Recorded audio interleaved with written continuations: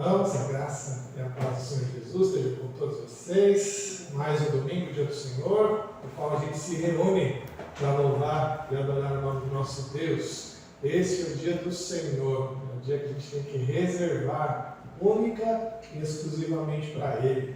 A gente sabe que temos muitas tarefas, muitos afazeres, mas o Senhor nos deu 6 dias para a gente fazer tudo isso. E no 7º dia Ele disse para a gente descansar e cultuar o seu nome. É por isso que nós somos a família de Deus, esse povo, essa nação santa, povo de propriedade exclusiva do Senhor.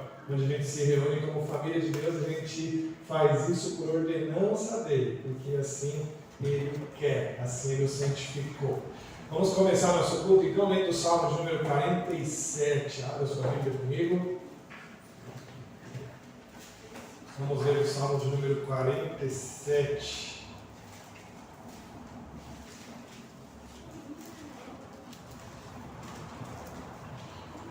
Vamos fazer uma leitura alternada. Eu leio os versos ímpares, a igreja os versos pares. E assim a gente lê todo o Salmo 47. Salmo 47 tem por título aqui Deus, o Rei da Terra. Esse título que a sociedade colocou aqui, sociedade bíblica, tem muita assertivo, né? Vamos ler então alternado. Batei palmas todos os povos, celebrai a Deus com vozes de júbilo. Pois o Senhor Altíssimo é tremendo, e é o grande Rei da toda a terra. Ele nos submeteu os povos e pôs sobre os nossos pés as nações. Escolheu-nos a nossa herança e a glória de Jacó, a quem ele ama. Subiu Deus por entre aclamações, o Senhor ao som de trombeta. Salmodiai a Deus, cantai louvores, salmodiai ao nosso Rei, cantai louvores. Deus é o Rei de toda a terra, salmodiai com harmoniosos cânticos. Deus reina sobre as nações, Deus se assenta no seu santo trono. Os príncipes dos povos se reúnem, o povo de Deus e de Abraão, porque a Deus pertencem os escudos da terra, e ele se exaltou gloriosamente. Pois o Senhor Altíssimo é tremendo, é o grande Rei de toda a terra. E a esse Rei bendito que a gente se prostra, que a gente se submete, que a gente se coloca, que a gente se coloca como súditos, para que Ele possa então reinar em nossos corações. Vamos orar? Senhor Deus, Pai querido, Rei de toda a terra, Pai amoroso, bendito, do qual governa, assentado no seu alto e sublime trono. Obrigado, Deus, por mais este domingo, do qual a gente pode se reunir para adorar o Teu santo nome. Louvado e bendito seja, Deus, a Ti, durante toda a plenitude dos tempos, ó Pai. Obrigado, Deus, porque temos esta oportunidade de nos reunir como família da fé, mais este culto solene ao Seu nome, ó Deus. E que o Senhor possa ser adorado, que o Senhor possa ser o centro deste culto, que o Senhor possa ser o nosso alvo, ó Deus, ao qual nós dirigimos toda a nossa adoração, todo o nosso louvor, todo o nosso pensamento. Afaste de nós agora, Deus, toda a preocupação que temos com as questões da nossa semana, para que a nossa mente, o nosso coração, todo o nosso ser possa estar voltado a Ti, para que a Tua palavra possa adentrar no nosso coração, para que ela possa fazer morada em nós, para que ela possa transformar-nos, ó Deus, de acordo ao que o Senhor deseja de nossa vida. Obrigado, a Deus, por este momento juntos. Fica conosco e que o Senhor seja adorado em todo o tempo. Em nome de Jesus que nós agradecemos, ó Pai. Amém. Vamos cantar o hino de número 39, ficar de pé e cantar o hino de exaltação e louvor. Vamos cantar juntos ao Senhor.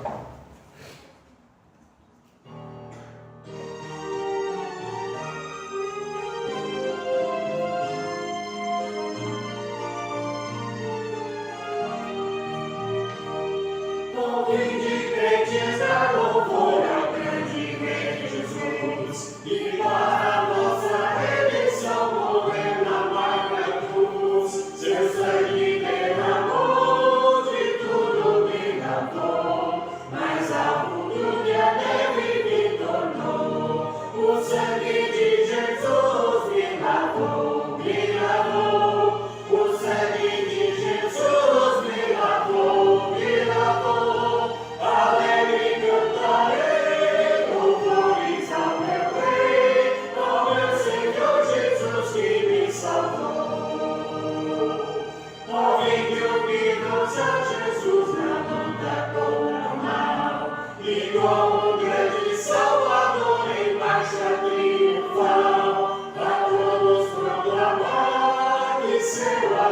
apacentar, o fez na cruz seu sangue derramar. O sangue de Jesus me lavou, me lavou. O sangue de Jesus me lavou, me lavou. Alegre cantarei louvores ao meu Rei, ao meu Senhor Jesus que me salvou.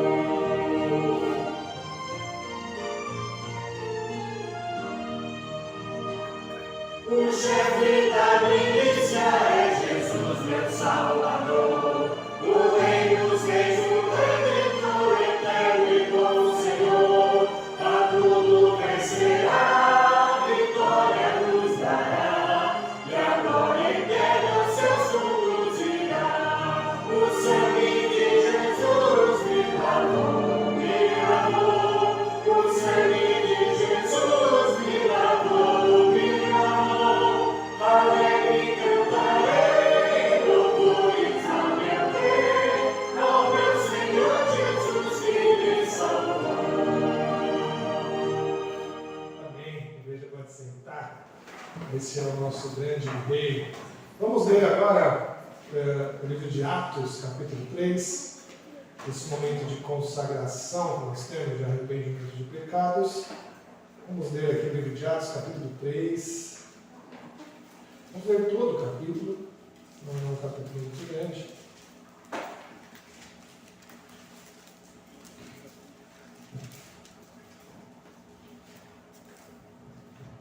Vamos ler também alternado todo esse capítulo, de 26 versos, mas é uma história só, a gente pode entender bem a questão aqui.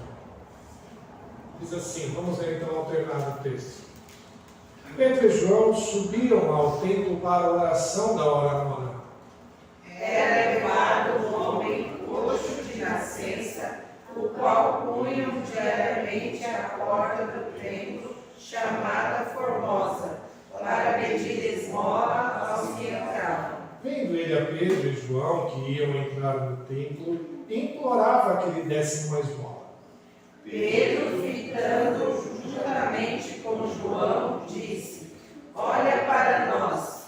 Ele os olhava atentamente, esperando receber alguma coisa. Pedro, porém, lhe disse: Não possuo nem prata nem ouro, mas o que tenho, isso te dou. Em nome de Jesus Cristo, o Nazareno, anda. E tomando pela mão direita, o levantou imediatamente. Os seus pés e tornozelos se firmaram. De um salto se pôs em pé, passou a andar e entrou com eles no templo, saltando e louvando a Deus. Viu todo o povo a andar e a louvar a Deus. E reconheceram ser ele o mesmo que estava assentado à porta formosa do templo, e se encheram de admiração e assombro por isso que lhe acontecera. Apegando-se ele a Pedro e a João, todo o povo correu atônito para junto deles no pórtico chamado de Salomão. À vista disso, Pedro se dirigiu ao povo dizendo: Israelitas, por que vos maravilhais disso? Ou por que fitais os olhos em nós, como se pelo nosso próprio poder ou piedade o tivéssemos feito andar? O Deus de Abraão, de Isaque e de Jacó, o Deus de nossos pais, glorificou a seu servo Jesus, a quem vós traístes e negastes perante Pilatos, quando ele havia decidido soltá-lo. Vós, porém, negaste o santo e o justo, e pedistes que vos concedessem um homicida. De Sarte, mataste o autor da vida, a quem Deus ressuscitou dentre os mortos, do que nós somos testemunha. Pela fé em nome de Jesus, é que esse mesmo nome fortaleceu a este homem, que agora vedes e reconheceis. Sim, a fé que vem por meio de Jesus deu a este saúde perfeita na presença de todos vós. E agora, irmãos, eu sei que fizestes por ignorância, como também as vossas autoridades.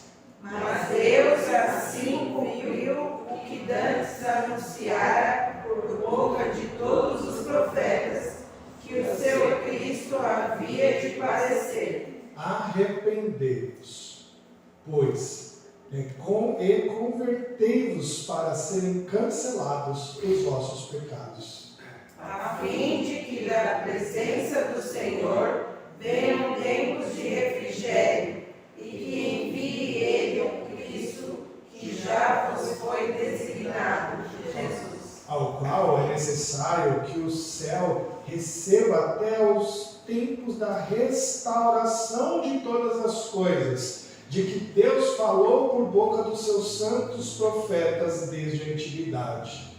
Disse na verdade Moisés: o Senhor Deus vos suscitará dentre vossos irmãos um profeta semelhante a mim. A ele ouvireis em tudo quanto vos disser. Acontecerá que toda alma que não ouvir a esse profeta será exterminada do meio do povo. E todos os profetas, a começar com Samuel, assim como todos quantos depois falaram, também anunciaram estes dias. Vós sois os filhos dos profetas e da aliança que Deus estabeleceu com vossos pais, dizendo a Abraão: na tua descendência serão abençoados todas as nações da terra.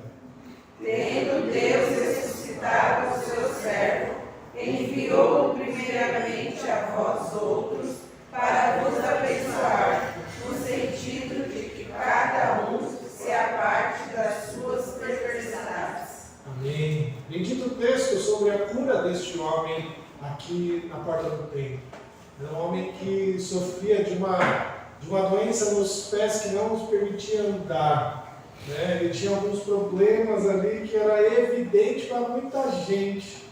Perceba que ele foi reconhecido depois daqueles que estavam dentro do templo. Eles os reconheceram, sabiam quem era aquele homem que mendigava a porta do templo por causa da sua enfermidade. E quando Pedro e João passam por este homem não esperava nada mais do que uma esmola. Ele queria satisfazer as suas necessidades diárias ali, ele estava com fome, ele queria alguma coisa para comer. Pedro e João, quando olharam para ele, perceberam que eles podiam dar algo mais. Eles perceberam que eles poderiam dar algo a mais para aqueles homens, que era a cura em nome de Jesus. É interessante a gente pensar nisso, porque muitas vezes a gente quer essas migalhas. A gente quer só pensar naquilo que nos serviria diariamente. E esquece de pensar no eterno. Esquece de pensar nas coisas que o Senhor Deus preparou, nas promessas que Deus nos preparou. De vez em quando a gente fica desanimado com elas. E é interessante que aqui, nesse discurso aqui de Pedro, que ele faz aqui no templo, aqueles homens que ficaram impressionados com a cura daquele homem, ele fala: olha, era para vocês receberem muito mais do que ele recebeu. Era para vocês terem muito mais do que esse homem recebeu. Vocês é que mataram aquele que veio para fazer tudo. E aí Pedro diz algo interessante, né? Ainda tem tempo. Arrependei-vos e convertei-vos para serem cancelados os vossos pecados. Pedro parece que ele enche aqui de esperança aqueles homens, porque ele está dizendo: olha, o Senhor ele vai voltar. O Senhor ele saiu, mas ele voltará e restaurará todas as coisas. Ainda há tempo, ainda há esperança. E que a gente possa pensar hoje dessa maneira, né, como este homem que foi curado, que a gente possa não querer só as migalhas, não só as esmolas, mas que a gente possa querer o que o Senhor Jesus nos trouxe, que é a vida eterna. E assim como Pedro disse, que a gente possa arrepender dos nossos pecados e converter o nosso coração. E ficar firmes na esperança da vinda de Jesus. Ficar firmes na esperança que Ele voltará. Nós vamos orar agora, irmãos.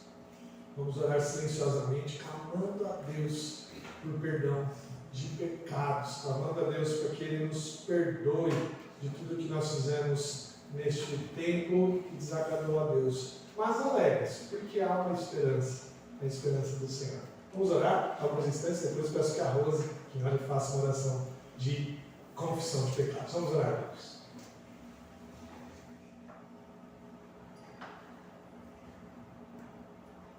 Santo Eterno Deus, obrigado, Pai, por esse tempo, ó Deus, que nós estamos na tua casa, para te louvar e te agradecer. Neste momento, Pai querido, queremos pedir perdão, Senhor, perdão por todos os nossos pecados. Nós somos fracos, somos falhos, mas também, Senhor, sabemos que o Senhor é misericordioso e justo para nos perdoar. Pai de amor e misericórdia, nos perdoa, Deus. Ensina-nos a nós sermos pessoas melhores, ó Pai. Fica conosco, Senhor, nesse culto, ó Pai, que tudo que nós venhamos fazer aqui, ó Pai, seja para a honra e glória do seu santo nome. Eu oro e agradeço em nome de Jesus. Amém. Amém. Louvado seja Deus. E é na esperança de Jesus Cristo que os nossos pecados estão perdoados.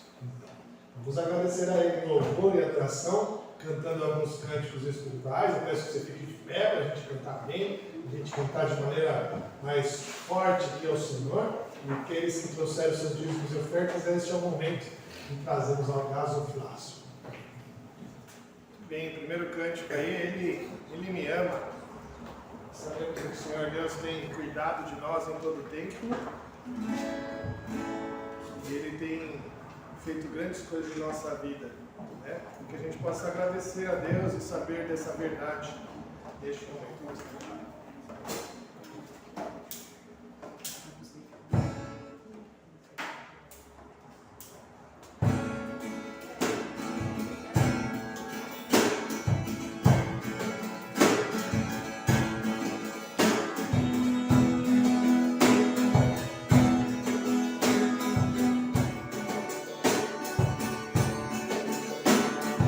Ele tem cuidado de mim, amor grande.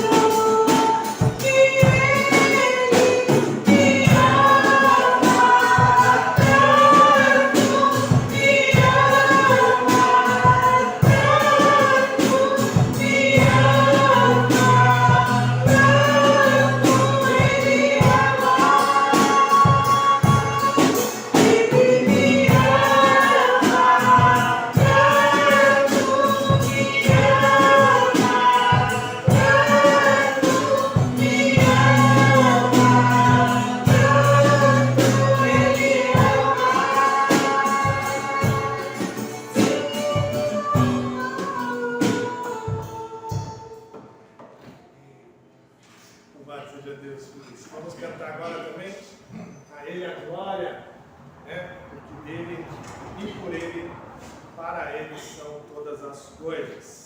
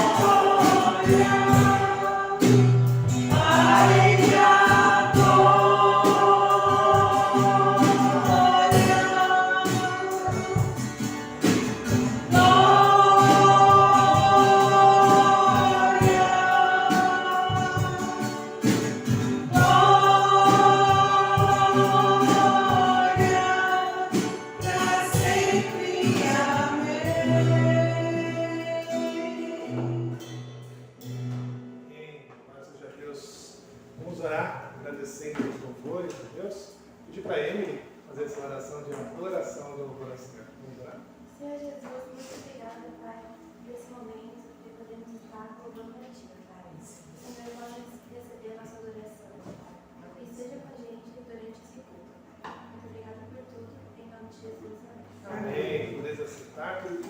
Podem vir as crianças.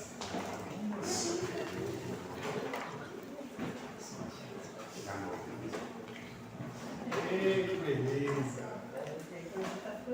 Hoje está florido, hein? A primavera chegou. Nossa, coisa boa. Felipe, Luna, Petra, Ceci, Lucas, Maria Sofia. Aí não, tem certo? Maria Sofia? Não, tá Sofia e Maria. Sofia e Maria? Não, ele veio de cá pra cá. Ah, tá, então tá certo. Confunde. A Duda e a Sofia, né? Você viu? Todo mundo veio hoje, que beleza, hein? Graças a Deus por isso. Uma alegria ver essas crianças aqui, crescendo na casa do Senhor. Isso é importante, né? Vamos orar então pela vida delas, né? Vamos orar aí pelo crescimento delas. Pedir para a Sofia fazer essa oração, agradecendo a Deus pelo culto infantil. Senhor Deus, querido Pai, obrigada por mais um dia aqui na tua casa. Obrigada por muitas crianças vindo aqui aprendendo da tua palavra, Senhor, de uma maneira especial para nós. Obrigada por todos que vieram e os que não vieram, que o Senhor cuide do que eles estão precisando. Obrigada por dominar pelo amor de Jesus. Amém. Amém. Podem ir lá. Hoje é com a Sara, certo? Bem, queridos, a gente aqui, então, a gente continua em Marcos. Marcos, capítulo 1 ainda. Marcos, capítulo 1, verso 14 a 20.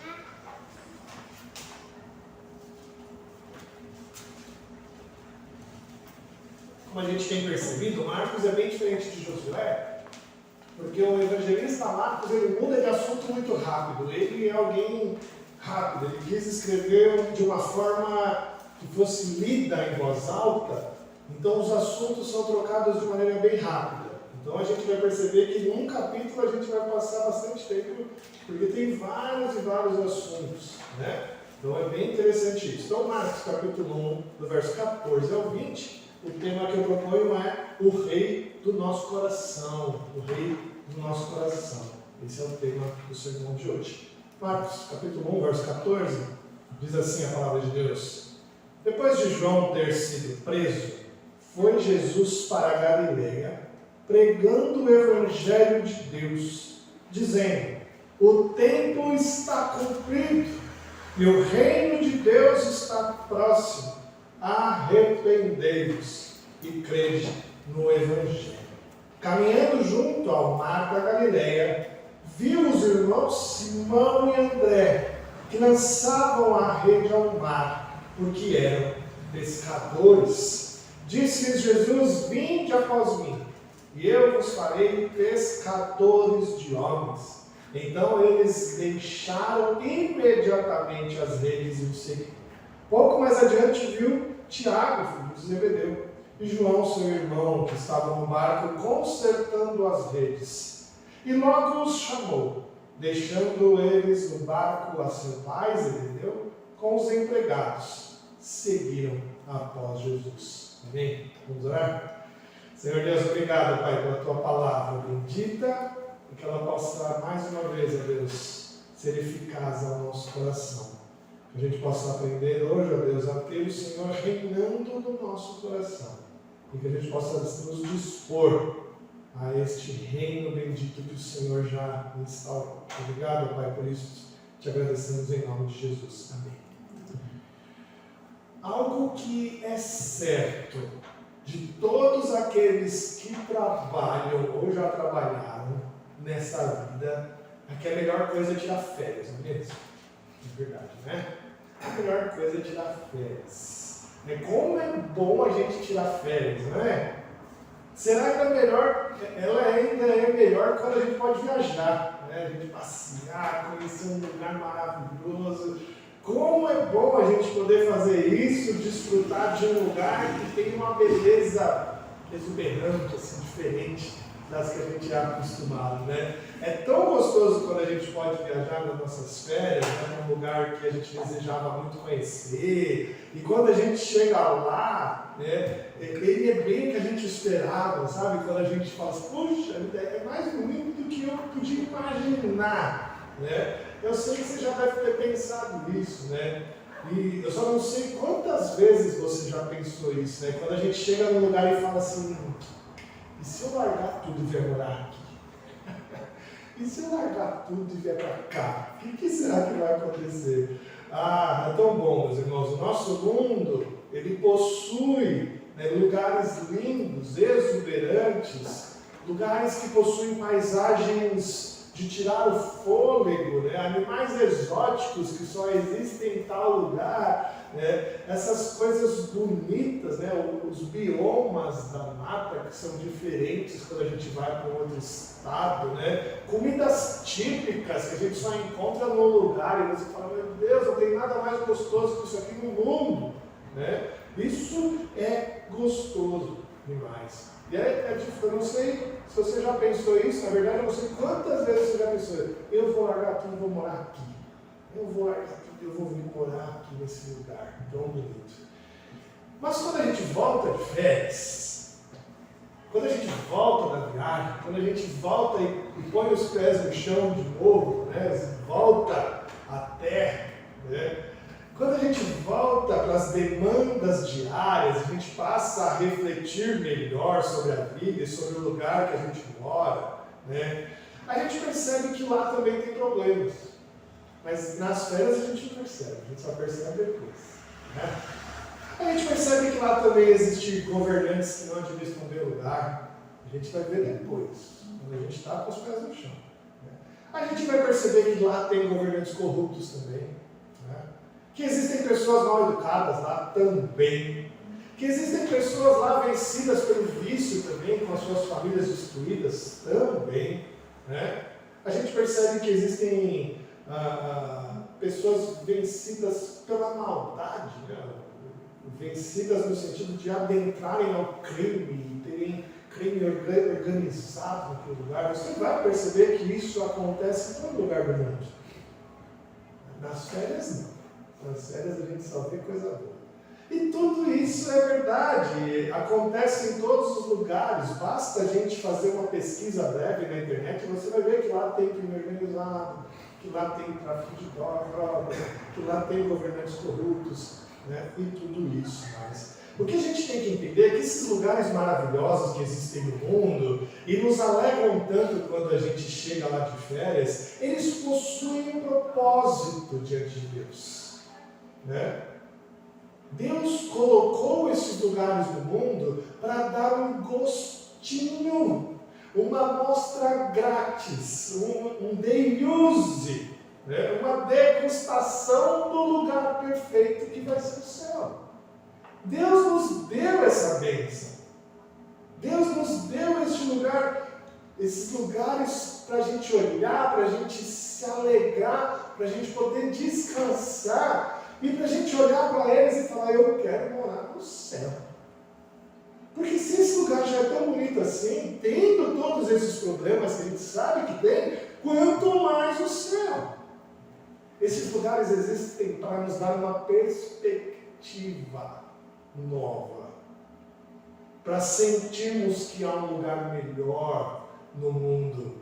Um lugar que é perfeito, um lugar que possui alegria perene, um lugar onde não vai ter mais corrupção, onde não vai ter mais pessoas vencidas pela bebida, pelo vício e pela maldade. É para a gente pensar que a gente quer morar lá. A gente pode sentir o maior prazer no lugar, mas que a gente lembre que Ele está lá para nos dar um gostinho da morada celestial. O evangelista Marcos vai mostrar que esse lugar ele já chegou. E ele diz aqui no texto que ele é o reino de Deus. E esse texto que a gente leu vai nos ensinar que nós podemos fazer parte deste reino. Podemos ser, sim, súditos deste grande reino. Basta permitir que Jesus reine no nosso coração.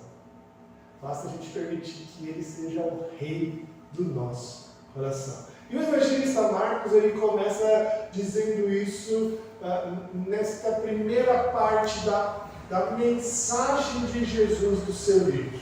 Marcos está escrevendo um livro sobre os Atos, sobre as pregações, sobre as falas de Jesus. E aqui ele começa a mostrar qual foi a pregação de Jesus. O evangelista Marcos possui uma descrição curta, dinâmica. Ele muda de assunto muito rápido, bem diferente dos outros evangelhos. Ele não tem a intenção de descrever os atos de Jesus nos seus milímetros, nas suas peculiaridades, mas ele quer fazer isso de uma maneira um pouco mais rápido, né? Como é o caso aqui. Ele começa dizendo, depois de João ter sido preso. Ele não conta os detalhes da prisão de João. Ele não conta o que aconteceu com João. Né? A gente sabe que o arauto do rei, João Batista, iniciou seu ministério pregando o evangelho de arrependimento, né? E ele estava ali pregando o reino de Jesus que viria, mas aqui Marcos só aponta que ele foi preso. A gente vai saber mais tarde que ele foi preso por Herodes, né? E a gente vai ver que ele foi preso porque ele denunciava os pecados não só do povo comum, como dos reis também. E Herodes, ele tinha um relacionamento irregular com a mulher do seu irmão. E João Batista enfrentou ele, né? E com a prisão de João Batista, então Jesus vai e volta para Galileia, para sua terra. E Marcos tem a intenção de não contar essas histórias agora, não contar os detalhes da prisão de João neste momento. E ele já nos conta, a única intenção dele é nos contar que o ministério de Jesus, o ministério público de Jesus, ele só começa definitivamente depois que Jesus é batizado, depois de Jesus ter vencido Satanás na tentação e depois da prisão de João. Ele faz essa explicação para nós. O evangelista, ele quer mostrar para nós estes detalhes para que a gente se atente única e exclusivamente no que Jesus está querendo dizer. Mas a prisão de João tem algo interessante para a gente pensar. Essa fala de Marcos aqui sobre a prisão de João tem algo a nos deixar para refletir. Porque essa situação de João preso, e a gente sabe que logo mais ele seria morto, sendo interligado aqui ao início do ministério de Jesus, ele quer nos ensinar que o Evangelho ele é proclamado no meio da adversidade. O Evangelho não começa sendo proclamado na festa, onde estava todo mundo feliz ali, festejando a vinda do rei. O Evangelho começa sendo proclamado com um dos maiores pregadores daquela época sendo preso e quase a ponto de ser morto. E o Evangelho sempre cresceu assim. É interessante, né, a gente pensar na história e ver que o Evangelho ele sempre cresceu regado ao sangue dos mártires. O Evangelho nunca foi proclamado em uma nova região do mundo com festa e com alegria, não. Ele foi proclamado à base de violência. Isso aconteceu na Igreja Presbiteriana do Brasil. Quando a Igreja Presbiteriana do Brasil chega aqui em 1857, existem atas das primeiras igrejas, existem atas redigidas das reuniões das primeiras igrejas aqui no Brasil, dizendo assim, estávamos reunidos na casa do irmão tal, cantando o hino tal, ao som de pedras no telhado. Porque a nossa igreja chega aqui, o Evangelho sendo proclamado, da mesma maneira que a igreja começou em Jesus Cristo, sendo perseguida na adversidade. Assim foi a nossa igreja. E João Batista foi o precursor disso. Foi o precursor da mensagem pregada por Jesus, mas também do seu destino, sendo morto. E isso não representa apenas um protótipo de Jesus na vida de João, mas sim um protótipo da vida do discípulo. Os leitores de Marcos entenderiam isso, porque os leitores de Marcos estavam sendo perseguidos por Nero. Eles sabiam que era perseguição. Eles sabiam que isso era uma verdade terrível. Meus irmãos, o que Marcos quer nos ensinar é que o novo reino inaugurado por Cristo incomoda aqueles que anteriormente dominavam este mundo. E Paulo vai dizer que eram os príncipes da potestade do ar. Quando o reino é instaurado aqui, quando Jesus vence Satanás aqui, ele aponta que agora estes inimigos iriam tentar destruir este reino. E nós precisamos estar cientes disso. Se queremos ser discípulos deste novo reino, se a gente quer ser súditos deste novo reino, a gente tem que entender que aqueles que dominavam este mundo vão querer nos destruir. O Evangelho não cresce na paz. O Evangelho não cresce na tranquilidade. Ele cresce, sempre cresceu na adversidade. E assim, Jesus começa o seu ministério, pregando, proclamando, anunciando. O tempo está cumprido e o reino de Deus está próximo. Arrependei-vos e crede no Evangelho. Esta é a pregação do Evangelho. Ao longo do tempo, a gente se acostumou a entender que pregação do Evangelho é a gente contar a história de Jesus. A gente contar como ele nasceu, como ele viveu, como que ele foi morto, como que ele ressuscitou, como que ele foi assunto aos céus.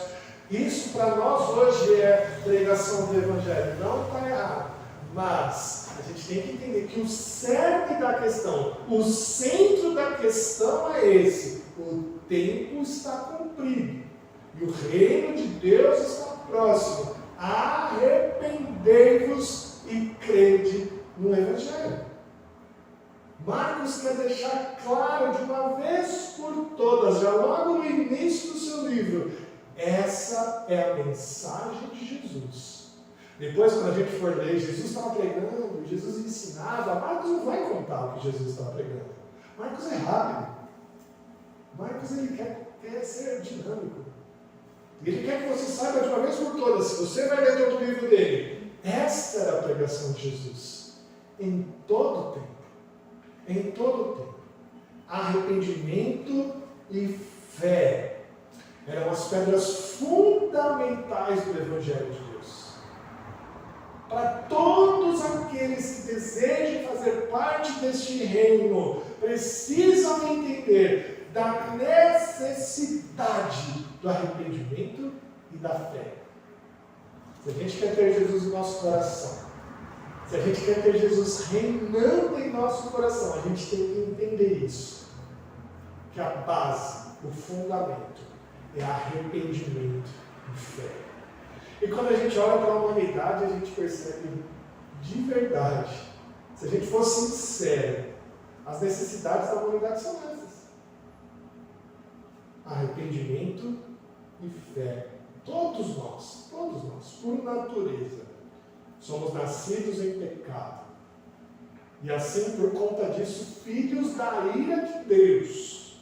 Todos nós precisamos de arrependimento. Todos nós precisamos de conversão, de nascer de novo, se a gente quer fazer parte deste reino de Deus. Por natureza, somos culpados e estamos condenados à morte eterna. O que o Senhor, o grande Rei, quer, o que o Senhor, o grande Rei, veio trazer para nós, é mais um tempo de esperança e salvação. E Ele diz: o tempo está cumprido, o reino está próximo. Arrependei-vos e crede no Evangelho. Se a gente quer a morada celestial, se a gente quer de fato morar naquele lugar perfeito, aquele lugar que a gente sonha, aquele lugar que a gente almeja, este é o fundamento desse lugar. Arrependimento e fé. Jesus deixou claro na sua mensagem: o tempo está cumprido. Não é preciso esperar mais. Ele disse isso aqui. Nada mais é necessário para participarmos do reino de Deus. Mas aí você pode estar se perguntando, não é mesmo? Pastor, então por que ele diz que está próximo? Não é? E aqui está uma característica muito interessante do reino de Deus. Que ele está cumprido, mas ele está próximo. O grego possui duas palavras para tempo. A gente precisa voltar um pouquinho aqui para o grego, né? Duas palavras para tempo, você vai saber bem. Cronos e kairos. A gente não usa duas palavras, a gente usa a mesma palavra tempo. Cronos é a palavra do relógio. É o tempo específico. É aquela que a gente usa para falar, quanto tempo demora para a gente fazer essa receita? Demora 30 minutos. Esse é o tempo kairos. É o tempo cronos, do relógio, cronômetro. Né? O tempo usado aqui por Jesus é o tempo kairos. É diferente o entendimento dele. Kairos é o tempo de eras, de época, de momento certo. Sabe quando a gente fala assim, puxa, esse é o momento para isso acontecer mesmo. Esse é o momento para isso acontecer. Quando Paulo fala sobre Jesus, que Jesus veio na plenitude do tempo, ou seja, no momento certo da era humana. Isso que Jesus está usando, ele está usando a palavra kairos aqui, para ficar claro que ele não está falando de tempo de relógio, que ele não está falando de horas, minutos, segundos, ele está falando que é o tempo certo. E isso reflete claramente na característica desse reino nas Escrituras. A gente tem que entender quando a gente olha para a Bíblia e ela fala sobre este reino de Deus. Existe uma característica muito peculiar nesse reino que você tem que saber de uma vez por todas. O reino possui uma expectativa, uma inauguração e uma consumação. O povo do Antigo Testamento possui a expectativa do reino. Eles queriam ver esse reino ser inaugurado. Eles queriam ver este reino chegar. Eles desejavam isso. E eles puderam ver relances desse reino quando eles tiveram alguns reis muito bons. Quando alguns reis de Israel assentaram no trono e eram homens segundo o coração de Deus, eles puderam sentir, ver um pouquinho essa expectativa florescer. A vinda de Jesus Cristo inaugura este reino, onde Jesus já assumiu o trono, onde Jesus já está assentado no trono, onde ele já reina. Jesus já está no seu trono. Não acredite nessa história de que vai vir um tempo onde Jesus reinará. A Bíblia está dizendo no perfeito, no tempo perfeito, ou seja, o tempo está cumprido. Mas as Escrituras também revelam que haverá um período de consumação desse reino. O reino de Deus ainda vai ser consumado. Aqui sim há uma perspectiva de futuro. Por isso que ele disse, o reino está cumprido, né? Ele disse na pregação, o tempo está cumprido e o reino de Deus está próximo. Há uma perspectiva de futuro. A própria Bíblia no Novo Testamento vai apontar essa perspectiva de consumação do reino em diversas partes. Paulo vai dizer lá em 1 Coríntios capítulo 15, verso 50, assim, isto afirma, irmãos, que a carne e o sangue não podem herdar o reino de Deus, nem a corrupção herdará a incorrupção. Eis que vos digo um mistério: nem todos dormiremos, mas transformados seremos todos num momento, num abrir e fechar de olhos, ao ressoar da última trombeta. A trombeta soará, os mortos ressuscitarão incorruptíveis e nós seremos transformados, porque é necessário que este corpo corruptível se revista da incorruptibilidade e o que é mortal se revestir da imortalidade. Então se cumprirá a palavra que está escrita: tragada foi a morte pela vitória. Onde está a morte e a tua vitória? Onde está a morte, teu aguilhão? O aguilhão da morte é o pecado, e a força do pecado é a lei. Graças a Deus que nos dá a vitória por intermédio do nosso Senhor Jesus Cristo. Então a Bíblia vai mostrar diversos apontamentos de consumação deste reino. E é assim que nós entendemos o reino de Deus. Ele já está inaugurado. Jesus já está no trono, mas ainda não foi consumado. A gente precisa de um tempo onde Jesus voltará e assim ele tomará de uma vez por todas, a consumação do reino. Mas apesar de ainda esperarmos a consumação desse reino, a gente tem que entender que a palavra de Deus nos ensina como ser súditos deste reino em um momento em que a gente espera a sua consumação. O início do reino de Cristo já é verdade, o início já está aí inaugurado, o tempo está cumprido, mas Jesus não inicia o seu reinado em todo o esplendor da glória que ele possui. A gente tem que esperar um período. A gente tem que esperar um pouquinho. E o Evangelho de Marcos já está nos preparando para este período. A gente não precisa esperar o Senhor Jesus sentar no trono. Ele já reina. O que a gente precisa esperar é a consumação. Isso sim, nós esperamos. E aí, ele nos ensina como esperar. Como esperar pela consumação. E ele vai fazer isso na chamada dos discípulos. Olha só, depois dele ter pregado essa palavra, o Marcos vai dizer que caminhando Jesus junto ao mar da Galileia, ele chama os primeiros discípulos. Jesus já começa o seu ministério convidando algumas pessoas, alguns homens, para serem seus discípulos. Algo que era muito incomum. Eu digo que isso é incomum porque, na época, os mestres da época não chamavam as pessoas para serem seus discípulos. Era o contrário. Os mestres da época, os alunos que convidavam ele para ser seu mestre. Então, alguém queria se tornar mestre, ele tinha que ir até algum mestre e convidá-lo para ele ser o seu mestre. E aí era como se o aluno adotasse aquele mestre. E aí Jesus faz exatamente o contrário.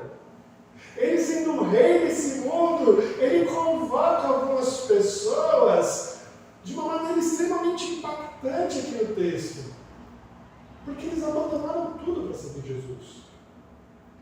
E isso nos ensina duas coisas importantes, meus irmãos. Primeiro, apesar de a gente saber que o reino de Cristo é a melhor coisa que poderia acontecer na nossa vida, apesar de a gente saber que a morada celestial será a melhor coisa que pode acontecer com a gente, que a morada celestial seria algo de maior acontecimento, há uma necessidade de convidar as pessoas para ir para lá.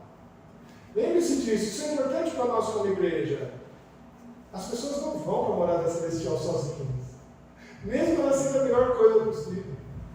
Não é como nós viajantes, que a gente olha um lugar lá e fala: eu quero ir nesse lugar, que lugar maravilhoso, eu vou até lá. As pessoas não fazem isso com o reino.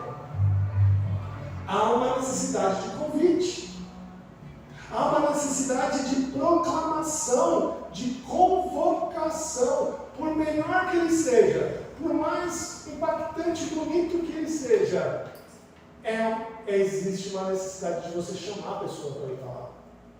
E é isso que Paulo nos ensina lá em Romanos 10, verso 7, não é mesmo? Ele diz assim: e assim a fé vem pela pregação, e a pregação pela palavra de Cristo. A fé que nós carecemos para este arrependimento é uma fé que só vem pelo ouvir.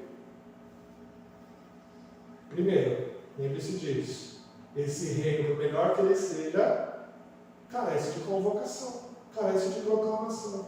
E segundo, aqueles que são verdadeiramente escolhidos de Deus não conseguem negar esse chamado. Existe uma necessidade de proclamar, existe uma necessidade de convidar, mas os verdadeiros escolhidos não conseguem negar. Eles não conseguem dizer: não, eu não quero ir. Eles são chamados e imediatamente são levados a ele. Lembra do caso de Lídia? Atos 16, 14 diz assim: ó, certa mulher chamada Lídia, na cidade de Tiatira, vendedora de púrpura, temente a Deus, nos escutava. O Senhor lhe abriu o coração para entender as coisas que Paulo dizia. E assim Lídia veio a crer no Senhor. Houve a necessidade de proclamação. E Lídia não conseguiu recusar, porque quem abriu o coração dela foi o próprio Senhor. É por isso que os discípulos seguiram a Jesus. Porque o Espírito Santo já havia compungido os seus corações. É claro que os 4 discípulos aqui já tinham um conhecimento prévio de quem era Jesus. A gente sabe disso pelos outros evangelhos. João diz que alguns discípulos de Jesus já escutaram a pregação de João e conheceram a Cristo. Isso pode nos ensinar muita coisa sobre o reino de Deus, meus irmãos. Nós sabemos o quanto esse reino é maravilhoso. Nós sabemos o quanto ele transformou a minha vida. Nós sabemos o quanto a gente anseia por ele. Mas saiba, é preciso anunciar esse reino. É preciso convidar as pessoas para esse reino. E a pregação é simples. A pregação diz: arrependei-vos e crede no Evangelho. Mas saiba também outra coisa. Não será você, ao anunciar, que vai convencer as pessoas. Não é o seu papel convencê-las de que esse é o melhor lugar para elas morarem, de que a melhor coisa é ter Cristo reinando no seu coração. Você não precisa convencer ninguém. Quem convence é o Espírito Santo de Deus. Porque a glória da salvação nunca vai ser nossa. A glória da salvação é de Cristo, é do Senhor. E nós somos somente convidados a sermos discípulos, pregadores deste reino. O seu papel, meu irmão, como discípulo desse reino, é só anunciar. Deixa que o papel de Deus seja de convencer. Ele vai fazer a obra. Muito se fala sobre as características dos discípulos de Cristo, não é mesmo? No passado, a gente ouvia com frequência que eles eram homens humildes, pobres, desprezados, que viviam à margem da sociedade, sendo simples pescadores, né? A gente olhava para as historinhas lá na EBD, a gente ficava até com dó dos discípulos, né? Puxa, eles estão pescando aí para comer. A gente achava isso deles, não é mesmo? Mas a gente percebe por estudos recentes, meus irmãos, que no primeiro século a pesca era uma indústria muito próspera da Galileia. Sabia disso? O alimento do povo do mundo greco-romano, o alimento desse povo era o peixe, não era o gado como é o nosso. Né? O mar da Galileia, que na verdade não é mar, né? É um lago de água doce muito grande, né? Ele possui aí 7 milhas de largura e 13 milhas de comprimento, né? Por isso que é chamado de mar, pelo seu tamanho. Ele era um lago com diversas espécies de peixe, muito rico. E nesse vasto lago havia 16 portos marinhos, portos de pesca bem movimentados. né? E todo o pescado era exportado para Alexandria, para o Egito, para Antioquia e para a Síria. Era um mercado próspero. Os discípulos de Jesus eram homens envolvidos nesse trabalho, nesse negócio próspero. Eram homens cultos. Certamente os discípulos falavam outras línguas porque eles precisavam negociar peixe com outras nações. Certamente eram empreendedores dessa indústria. E a gente pode observar aqui no texto que a gente leu que Tiago e João, que estavam consertando suas redes, deixaram os barcos aos cuidados de quem? Do seu pai e dos empregados. Eles tinham empresa. Eles tinham empregados, eles tinham pessoas servindo eles ali, trabalhando para eles.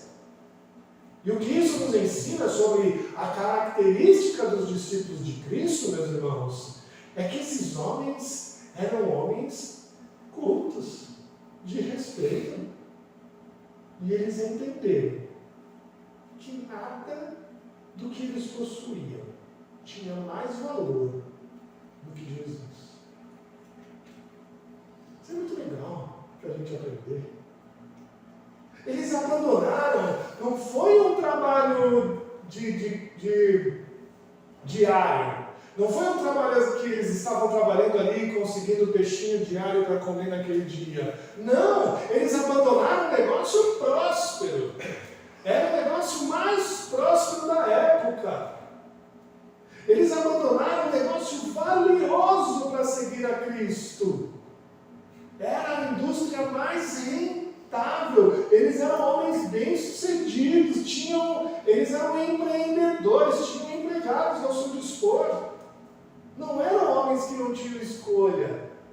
Eu não tenho escolha aqui, eu estou pescando, não está dando nada.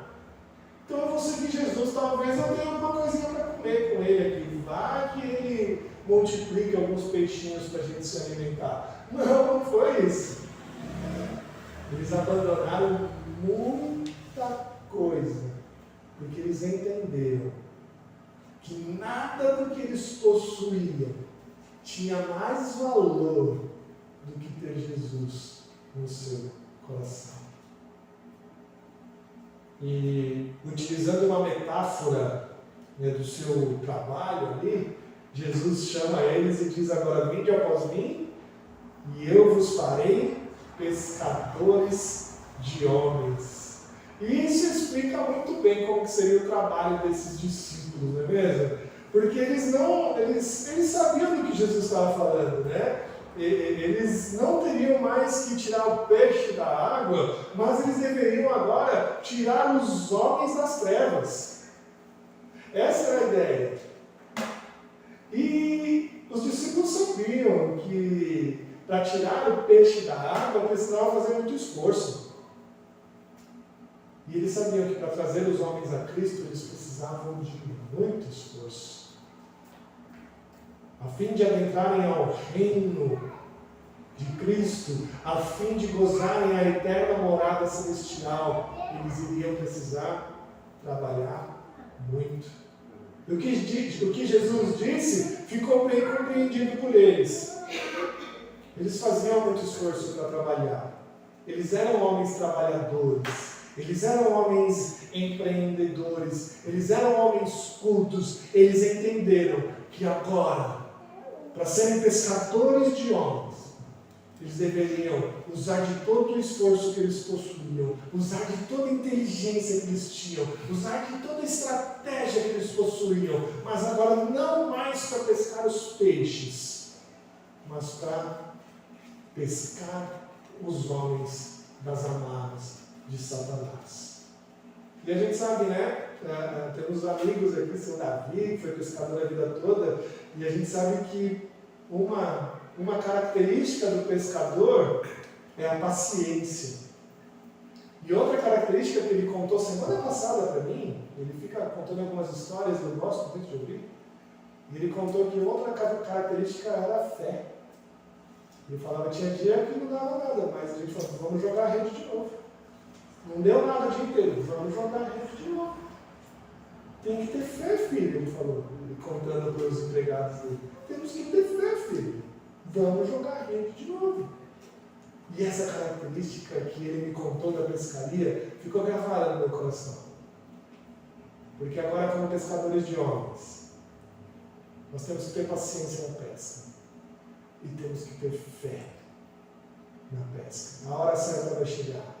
A hora certa de jogar as redes vão chegar. E a gente vai mostrar fé no Senhor quando a gente persistir nisso. Meus irmãos, o reino de Cristo já é verdade, creia nisso. O reino de Cristo já está cumprido, creia nisso. O Senhor Jesus já senta no trono. Nós podemos fazer parte dele já. Nós podemos agora fazer parte desse novo reino. Basta a gente se arrepender dos nossos pecados e crer em Cristo Jesus. E que nós possamos refletir o que nós sabemos a respeito desse arrependimento. Reflita sobre isso. Será que nós já nos sentimos abandonando os nossos pecados? Isso é ser arrependido.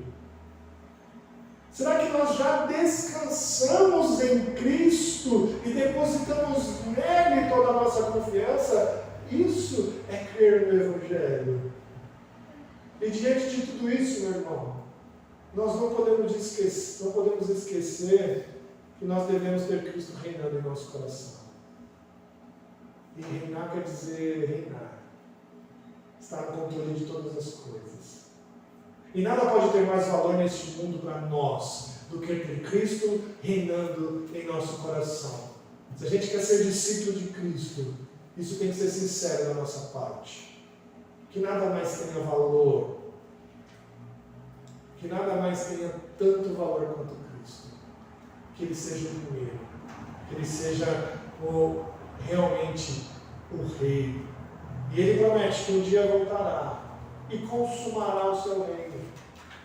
Para nos trazer para um lugar maravilhoso, cheio de paz, repleto do seu esplendor e glória, que será mais bonito e mais majestoso do que qualquer lugar que você já possa ter conhecido nesse mundo.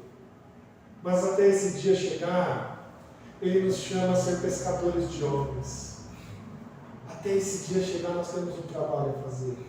Há uma necessidade criada por Deus.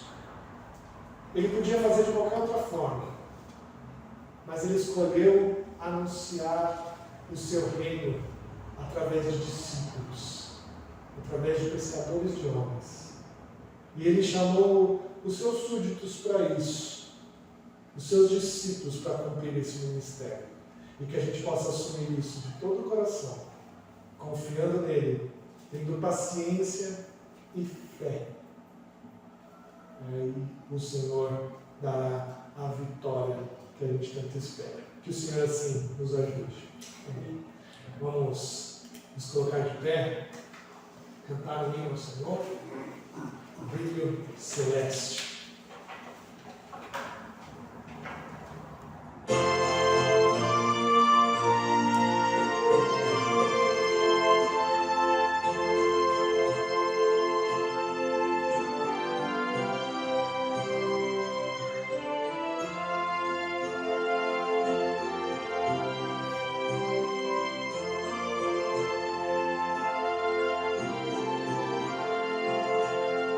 Ele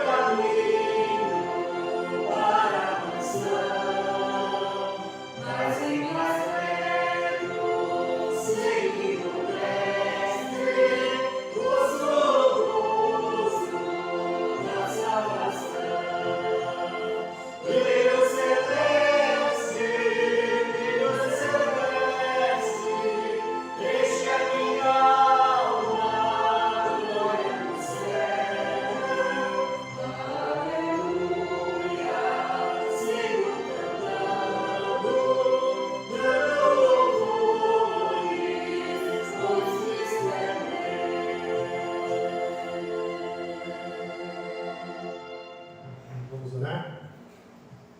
Senhor Deus, nós te agradecemos, ó Pai, mais uma vez, pela tua graça, pela tua misericórdia, pela tua boa mão sobre nós, ó Deus.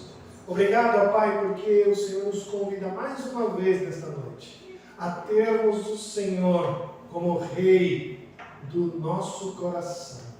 Que a gente hoje possa abrir os nossos corações ao Senhor, para que o Senhor reine, ó Deus, de maneira verdadeira, para que nada mais, ó Deus, que nós possuamos nesta vida possa ter mais valor do que o Senhor, que nenhum lugar mais bonito que a gente possa ter conhecido neste mundo possa ser mais bonito do que a morada celestial que nos espera, Deus. Que a gente possa confiar na Tua palavra, Deus, que a gente possa confiar no Teu reinado e saber que o Senhor, ó Deus, virá consumar todas as coisas. Nós aguardamos, Senhor, ansiosamente a Tua vinda, ó Pai, para que o Senhor consume tudo e a gente possa morar contigo eternamente. Mas obrigado, Deus, por saber que o Senhor já reina sobre todas as coisas, que o Senhor já venceu todas as coisas, que nós podemos confiar que o Senhor cuida de nós, ó Pai, assentado no seu alto e sublime trono. Obrigado, Deus, porque o Senhor nos chama a participar, ó Deus, deste reino. E que nós possamos, ó Deus, como os discípulos dos quais o Senhor chamou, entender, ó Deus, que nada mais tem valor do que isso. E que possamos, assim como eles, ó Deus, despender o nosso tempo, despender o nosso recurso, despender a nossa inteligência, ó Deus, a nossa destreza para servir ao Senhor, ó Deus. Para que nós possamos ser verdadeiros pescadores de homens. E que assim como o Senhor mesmo planejou, o Senhor mesmo fez, ó Deus, que nós possamos anunciar o Teu Evangelho e confiar que é o Senhor quem converte, que é o Senhor quem muda as suas vidas, quem é o Senhor que transforma as suas vidas, ó Deus, porque toda a glória é Tua, Pai. Obrigado, ó Deus, por isso. Que nós possamos ser bons dispenseiros desta palavra, que nós possamos ser bons pescadores de homens, que o Senhor nos fortaleça para isso em todo o tempo. Ó Pai, obrigado por este momento juntos, mais uma vez, ó Deus, e que o Senhor nos abençoe a mais uma semana na Tua presença, que o Senhor possa cuidar de nós, que o Senhor possa nos proteger, nos guardar, que o Senhor possa trazer-nos, ó Deus, o sustento diário. Ó Deus, ajude-nos, ó Pai, com o trabalho, com clientes, com os nossos afazeres da semana, que possamos ser bem-sucedidos em todos, ó Deus, porque o Senhor cuida de nós. Obrigado por tudo isso, ó Pai. Nos despeça na Tua paz, que possamos voltar aos nossos lares em segurança, guardados por Ti. E nós agradecemos assim, ó Pai, em nome de Jesus. Querida família de Deus, aqui reunida, ide em paz, ide em paz. Que o Senhor Deus, o Deus da aliança, ilumine o teu caminho. E que o amor do Pai, a graça do nosso Senhor Jesus Cristo e a consolação do Espírito Santo de Deus esteja com você hoje e para todos sempre. Amém.